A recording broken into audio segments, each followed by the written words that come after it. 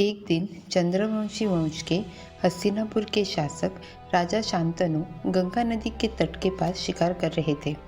तब उन्होंने वहां पे एक महिला को देखा जिसका सौंदर्य अविश्वसनीय था। वो बहुत सुंदर थी। वो महिला स्वयं मानव रूप में गंगा थी।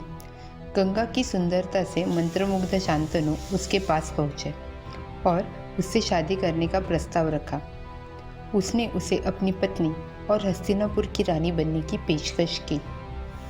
गंगा उसकी पत्नी बनने के लिए तैयार हो गई, लेकिन साथ ही शर्त रखी कि शांतनु उसे कभी भी कुछ भी करने से नहीं रोकेगा या उसके कार्यों पर सवाल नहीं उठाएगा।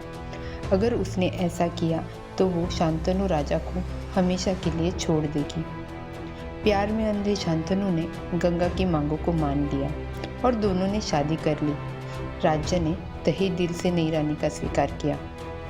कुछ महीने बीत चुके थे और हस्तिनापुर के लोग अपने राजकुमार की उम्मीद कर रहे थे, क्योंकि गंगा ने शांतनु के बच्चे के साथ गर्भधारण किया था।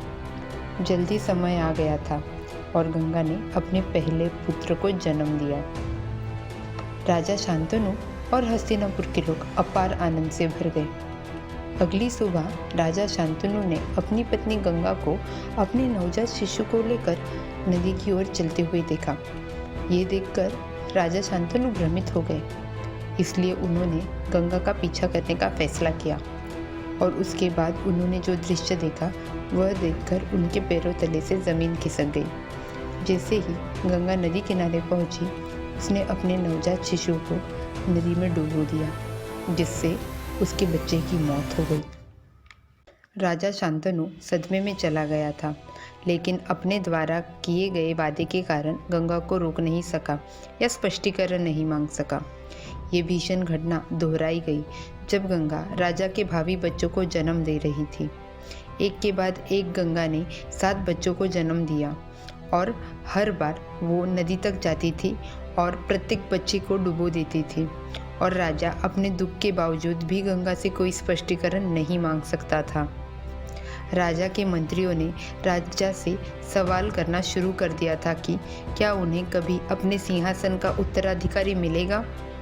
पूरे राज्य ने अपनी रानी के कृत्य पर सवाल उठाना शुरू कर दिया था, लेकिन गंगा इससे अप्रभावित रही, जैसे कि कुछ हुआ ही नहीं था। अंत में गंगा ने अपने पुत्र के साथ 8वीं बार गर्भवती हुई।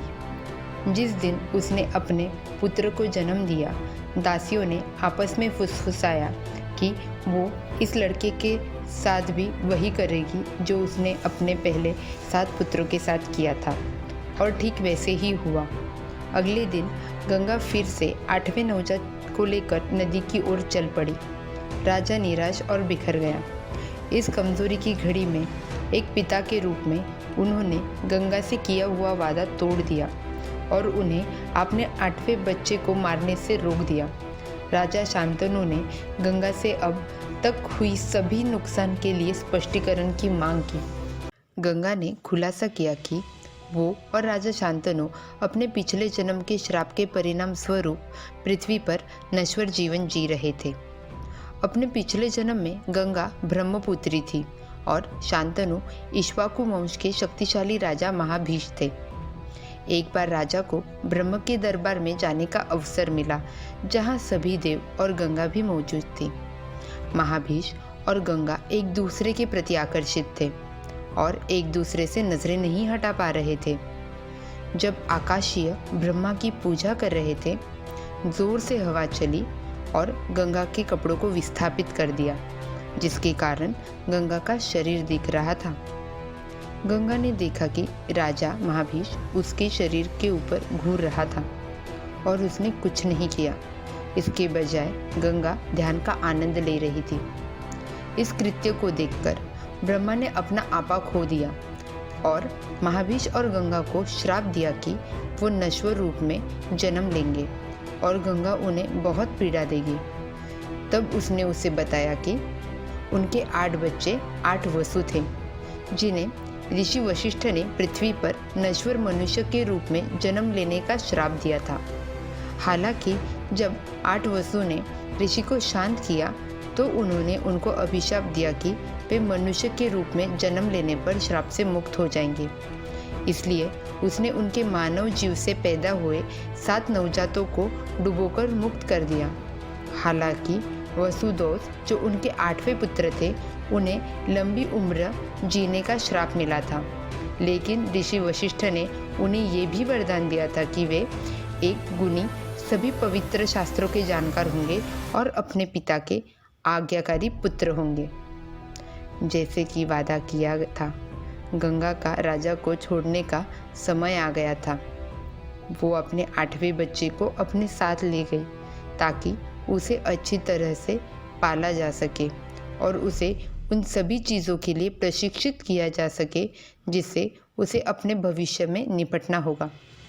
उसने अपने बेटे का नाम देवव्रत रखा, जो एक महान योद्धा बन गया और महाभारत में उसे गंगा पुत्र भीष्म या भीष्म पितामह नाम से जाना जाता है।